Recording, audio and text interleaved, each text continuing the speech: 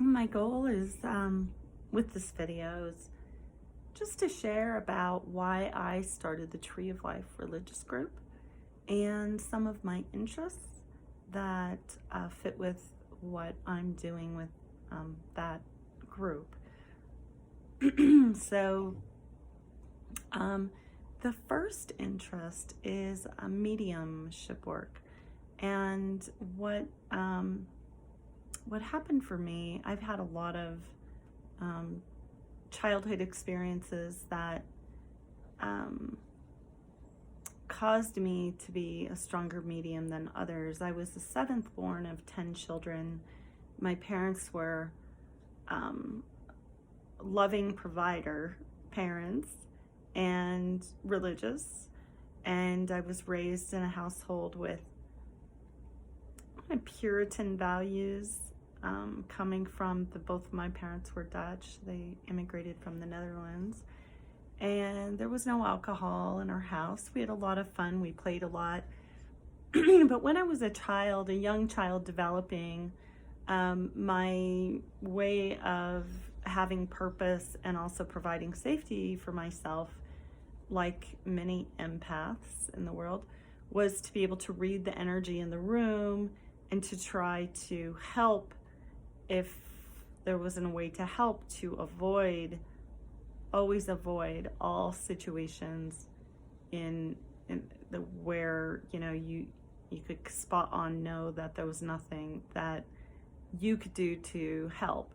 And when I say help, I mean anything from cheering somebody up, from doing something, from lessening myself to appease somebody else.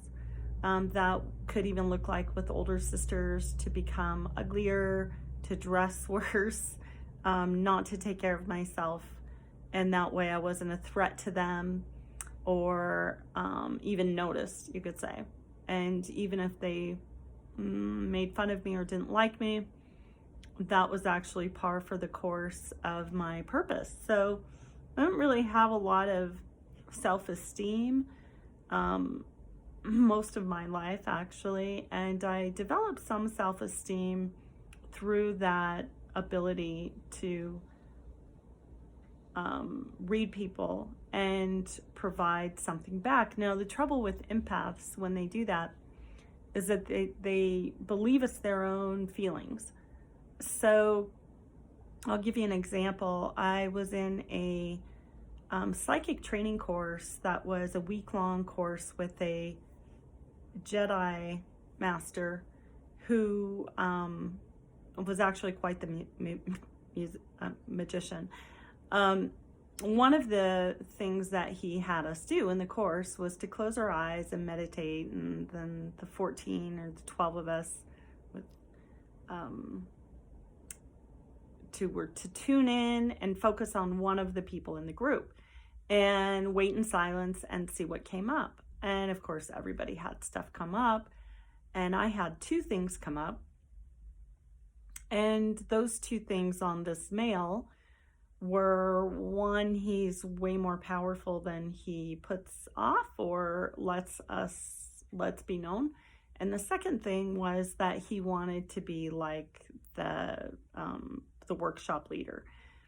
When it was my turn to speak, and I was like the second one in line to speak, sort of to share, I froze and felt this overwhelming energy come at me. And then I said, in response to that energy, as I was facing the young man that I had this information on, I said, I'm not supposed to share. And the workshop teacher said, well, what do you mean? And I said, I feel like I'm being invasive. And I said it very clearly, and I felt exactly that. And he looked at me very sharply and very confidently said, those are not your feelings. And then he pointed to the young man and he said, those are your feelings. So you feel like you're being invaded. And that was the beginning of understanding what this sort of curse entails. So my odd moment there, I actually felt extremely defensive and angry. And I'll explain why. So, if that's my purpose, to read people, feel them, and respond, and that gives me not only safety, but purpose in the world, and it causes other people not to be angry or hate me, I'm basically pandering to them, right? So by me saying I shouldn't share, I'm giving him what he wants based on his fear. So then he might befriend me later, right? Later in the group, he might be kind of like, unbeknownst to him consciously, on a subconscious level, he's putting out that energy that says, I don't like, people picking up on my stuff and sharing it in a group. And I read it, respond to it, give him what he wants. And now I'm under his umbrella of friendship, protection, or at least safety. At least I'm not going to be harassed and abused by that individual. So that was the beginning for me of learning about my skills / curse and my purpose. And it was very horrifying. I was very angry that moment when I was told those are not your feelings, because I could feel that in my body. Therefore, if I could feel it, it meant it was my feelings. And what the workshop instructor was saying was, those are not your feelings. Just because somebody's projecting something at you doesn't make it yours. You feel that and own it. And because I was studying so hard, so this goes into another aspect that I think a lot of the light workers and the people in the communities that are listening to a lot of law of attraction stuff and new age stuff, when they learn that they should be responsible for everything. So every single piece of law of attraction that comes your way is your responsibility to accept and to own. So I had trained under that for several years at that point, for 2 years solid, at least, like very, very solidly at that point. And I had a strong, strong belief that I needed to acquiesce to anything that I attracted, and that it wasn't, therefore it was my problem. So if I felt like I was being invasive, I either needed to overcome that, or I deserved it because I attracted it. And either way, it was kind of about me, not making it about this guy who's putting that energy out there. So now a grown-up psychic would say, well, I can feel you feel invaded right now, right? So if you were in a setting with the same young man and this happened, and you wanted to show your psychic skills or your intuition, and you were in truth and being honest, you would just say, well, I really want to tell what I got on you, but I can feel this overwhelming energy coming at me that you don't want me to share. And that kind of double spots puts it back on him. And most people's response is just to give that message back. So they wouldn't call him out. They wouldn't say anything. They would just give that information, because they would never have picked up on the fact that he was putting out the please don't tell.